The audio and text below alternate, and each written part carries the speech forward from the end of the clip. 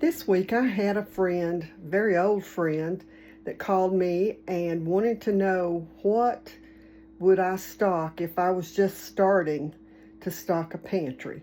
So I want to show you today some things that I would put in my pantry if I were just beginning. The first thing that I have here is some Jif peanut butter. And I keep a pretty good stock of peanut butter in my pantry because we all love peanut butter. Now, if you don't use it, then that's not something you should stock. The next thing you'll see there is that I have flour and I have cornmeal. I have some baking powder. Over here you can see I have baking soda. And you know, if you're going to do, of course, now the flour that I have there is self-rising. I also have some flour that is plain flour. So depending on what kind of baking that I'm going to do, then, you know, I might need some of either. And also, y'all already know that I keep a lot of grains in my pantry as well. The next thing I have, you can see here, I have a variety, and this is just a small sample of spices that I have in my pantry. And you will need to stock the kind of spices that your family likes. Now, the next thing you'll see here, you'll notice that I have some pasta in a box, and that's actually the reason I have that one out is because I'm about to cook that. But you'll also notice that I have some in a half-gallon jar, and you'll notice that it is sealed. And that is vacuum sealed. That will last for years like that. And so then the next thing that I have, you'll see that I have a variety of sweeteners. Now, I do have some sugar in my pantry. Although I don't use it very often, occasionally I will need sugar for something. And then I have some blackstrap molasses.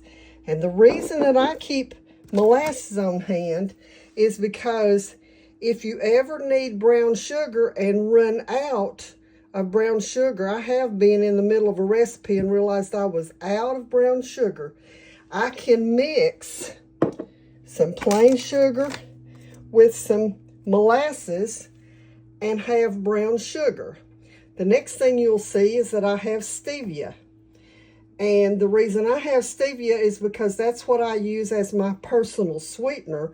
I have the powdered stevia, and then I also have this liquid stevia that's flavored. I have chocolate. I also have caramel and vanilla and different things like that.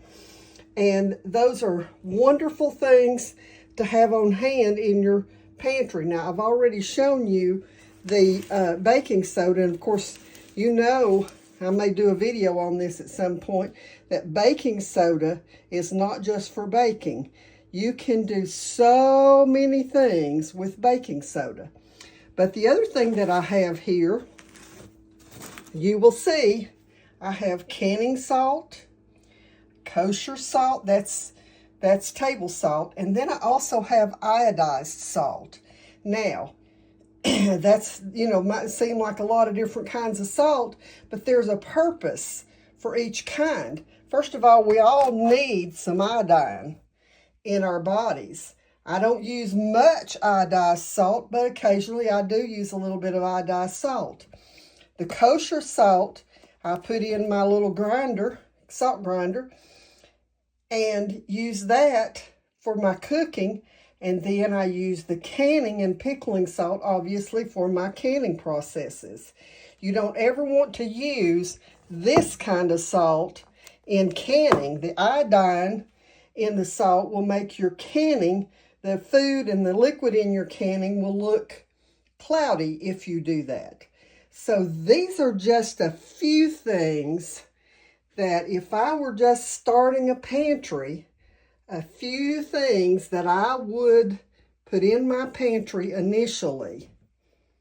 in the comments, leave me a message. Comment what things that you would put in your pantry if you were just getting started. I'm about to make a big pan of lasagna that I'm going to video, and that's going to be another one of my freezer meals. And so until the next time, God bless you.